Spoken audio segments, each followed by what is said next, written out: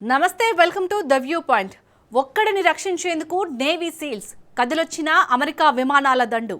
తమ F-15E strike eagle fighter jet Iran గడ్డపై కూలడంతో అమెరికాకు కంటి మీద కునుకు లేకుండా పోయింది.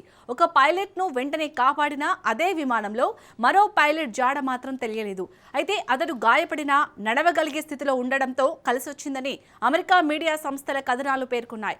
మరోవైపు అమెరికన్ పైలట్ను ఎట్టి పరిస్థితుల్లో పట్టుకోవాలనే లక్ష్యంతో ఇరాన్ గిరిజన తెగలు, IRGC దళాలు బసీజ్ ఫోర్స్ రంగంలోకి తీవ్రస్థాయిలో గాలింపు చేపట్టాయి.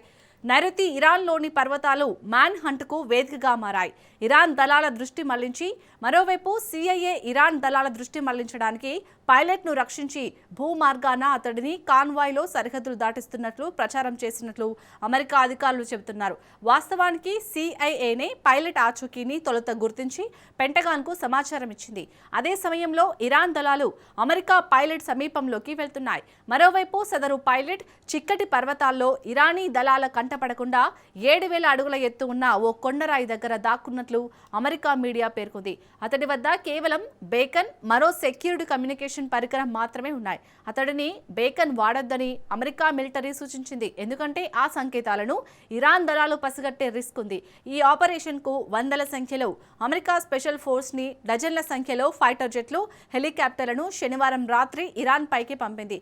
దీనికి సైబర్, స్పేస్ ఇంటెలిజెన్స్ని కూడా విశ్లేషించింది.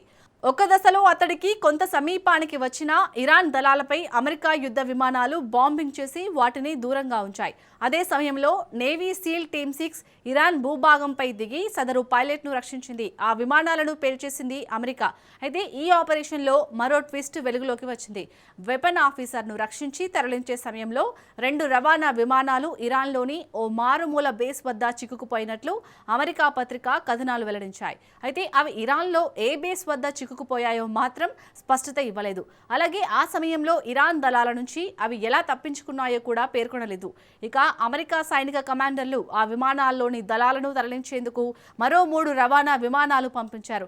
అక్కడే వదిలివేసిన విమానాల్లోని సున్నితమైన పరికరాలు ఇరాన్కు దక్కకుండా వాటిని పేల్చేసినట్లు వెల్లడించాయి. ఇక రక్షించిన పైలట్ను చికిత్స నిమిత్తం కువైట్కు తరలించినట్లు పేర్కొన్నాయి. అయితే ఇరాన్ IRGC దళాల వాదన వేరే విధంగా ఉంది. ఈ రెస్క్యూ ఆపరేషన్కు వచ్చిన C-130 విమానం 2 బ్లాక్ హాక్ హెలికాప్టర్లను పేల్చేసినట్లు ప్రకటించింది. మరోవైపు కొన్ని హెలికాప్టర్లు దెబ్బతిన్నట్లు అమెరికా పత్రికలు తమ కథనాల్లో పేర్కొన్నాయి.